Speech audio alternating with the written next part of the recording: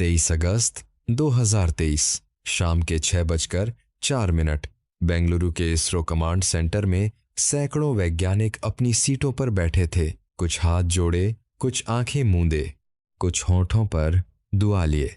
Screen पर एक छोटी सी रोशनी टिमटिमा रही थी। वो रोशनी थी विक्रम लैंडर की, और उस रोशनी के साथ जुड़ी थी पूरे भारत की सांस। ये वो 15 मिनट थे जिन्हें दुनिया भर के अंतरिक्ष वैज्ञानिक टेरर के 15 मिनट कहते हैं, क्योंकि इन 15 मिनटों में न कोई मदद हो सकती थी, न कोई सुधार। जो होना था वो होना था, अकेले 3,84,000 किलोमीटर दूर। लेकिन ये कहानी सिर्फ उन 15 मिनटों की नहीं है।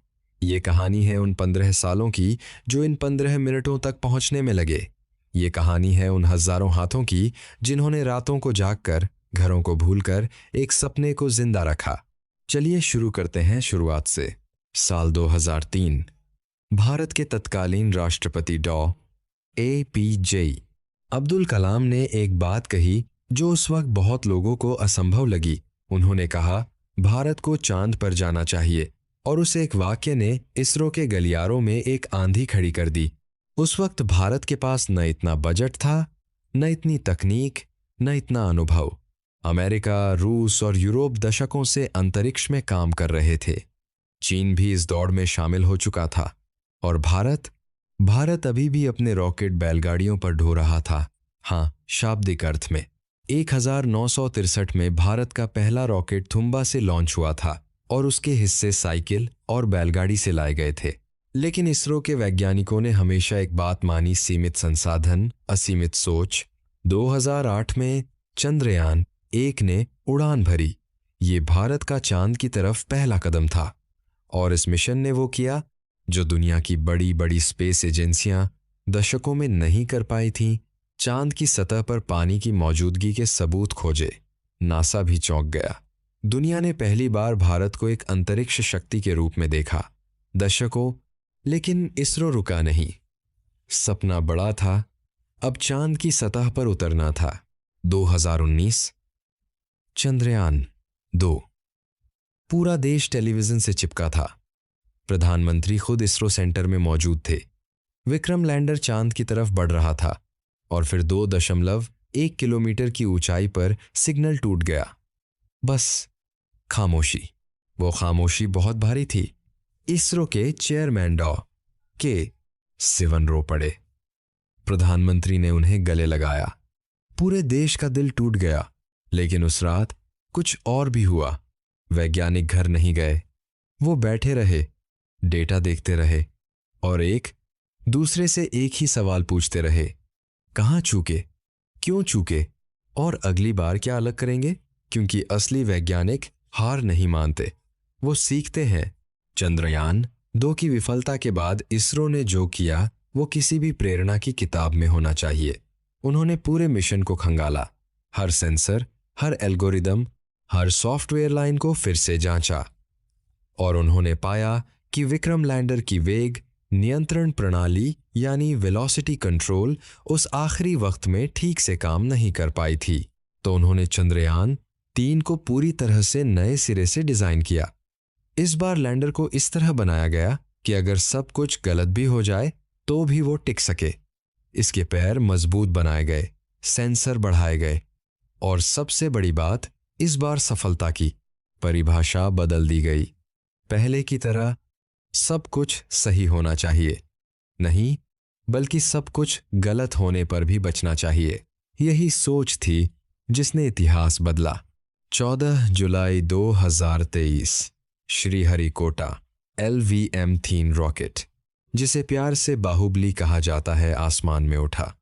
उसके अंदर था चंद्रयान 3, विक्रम लैंडर और प्रज्ञान रोवर। अगले 40 दिन चंद्रयान 3 धीरे धीरे चांद की तरफ बढ़ता रहा। एक के बाद एक कक्षाएं बदलता रहा। हर मैनूवर सटीक था, हर कदम सधा हुआ था। इसरो के वैज्ञानिक दिन रात निगरानी कर रहे थे, चाय के कप हाथ में, आंखें स्क्रीन पर।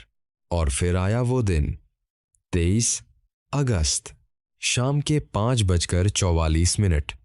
विक्रम लैंडर ने पावर्ड डिसेंट शुरू किया, यानी वो पल जब लैंडर ने खुद को चांद की सतह की तरफ गिराना शुरू किया।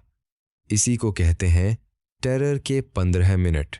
इन 15 मिनटों में लैंडर को 1.68 किलोमीटर प्रति सेकंड की रफ्तार से घटाकर लगभग शून्य पर लाना था। जरा सोचिए, एक गोली की रफ्तार से उड़ती हुई चीज को बिल्कुल धीरे से जमीन पर रखना, और वो भी बिना किसी इंसानी मदद के। सिग्नल पहुंचने में खुद 1.3 सेकंड लगते हैं, तो कोई रियल टाइम कंट्रोल संभव नहीं था। लैंडर को खुद सोचना था, खुद फैसला लेना था। इसरो सेंटर में वो 15 मिनट किसी ने बात नहीं की, बस स्क्रीन पर नंबर देखे जा रहे थे। एल्टीट्यूड घट रही थी, वेलोसिटी घट रही थी, सब कुछ तय योजना के अनुसार था। 5 किलोमीटर, 3 किलोमीटर, 1 किलोमीटर, और फिर 6:04 पर स्क्रीन पर एक संदेश आया, टचडाउन कंफर्म्ड। उस पल जो हुआ उसे शब्दों में बांधना मुश्किल है।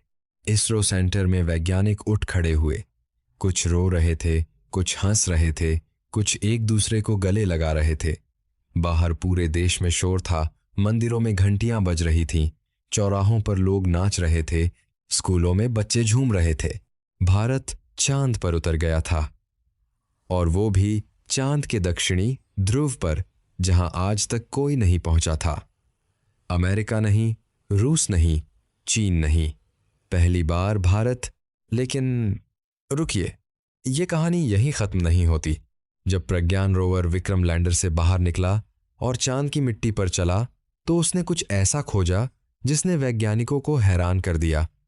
चांद के दक्षिणी ध्रुव की मिट्टी में सल्फर मिली, ऑक्सीजन के संकेत मिले, और सबसे अहम बर्फ के संकेत मिले। वो बर्फ जो शायद एक दिन इंसान के चांद पर रहने का रास्ता खोल सके, वो पानी जो रॉकेट ईंधन बन सके, वो संभावना जो भविष्य के अंतरिक्ष अभियानों की नींव बन सके। चंद्रयान-3 सिर्फ एक मिशन नहीं था, वो एक दरवाजा था इंसानियत के अगले अध्याय का। और अब एक पल के लिए रुकिए और सोचिए उन लोगों के बारे में जिनके कंधों पर ये सब था। इसरो के वैज्ञानिकों की औसत सैलरी किसी प्राइवेट टेक कंपनी से कहीं कम है। उनके पास नासा जैसा बजट नहीं है।